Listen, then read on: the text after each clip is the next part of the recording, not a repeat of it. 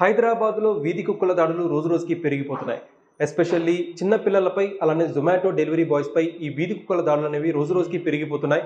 దీనిపై జీహెచ్ఎంసీ ఎన్ని చర్యలు చేపడుతున్నా, స్టెరిలైజింగ్ చేస్తున్నామని చెప్పి ప్రకటించినా కూడా ఈ వీధి కుక్కల దాడులు మాత్రం ఆగట్లేదు. లేటెస్ట్ న్యూస్ చూసినట్టయితే దిల్సుఖ్ నగర్లో వీధిలో ఆడుకుంటున్న చిన్నపిల్లలపై వీధి కుక్కలు దాడులు చేశాయి. అయితే ఆ చిన్నారుల పరిస్థితి కాస్త విషమంగానే ఉన్నట్టు తెలుస్తోంది. మనం గతంలో అంబర్పేటలో చూసినట్టయితే అంబర్పేటలో ప్రదీప్ అనే చిన్నారిపై వీధి కుక్క దాడి చేసింది. ప్రదీప్ అక్కడికక్కడే మృతి చెందాడు.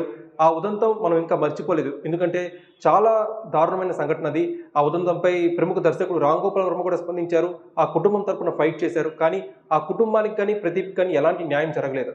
ఆ ఉదంతం మనం ఇంకా మర్చిపోకముందే వీధి కుక్కలు మరో చిన్నపిల్లల గుంపుపై దాడి చేశాయి. అందులో ఒక చిన్నారి అయితే తీవ్రంగా గాయపడినట్టు మనకు తెలుస్తోంది.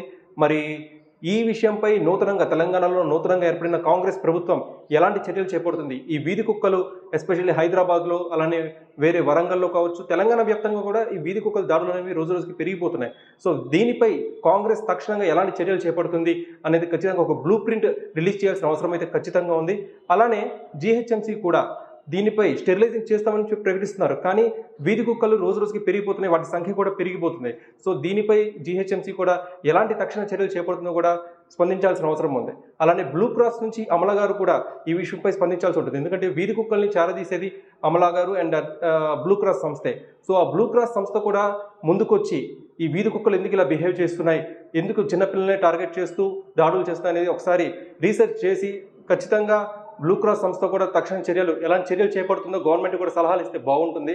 సో ఏదైనా కానీ ఈ విషయంపై అమల గారు కూడా స్పందించాలి అనే డిమాండ్ మాత్రం నెటిజన్స్ నుంచి వ్యక్తమవుతోంది.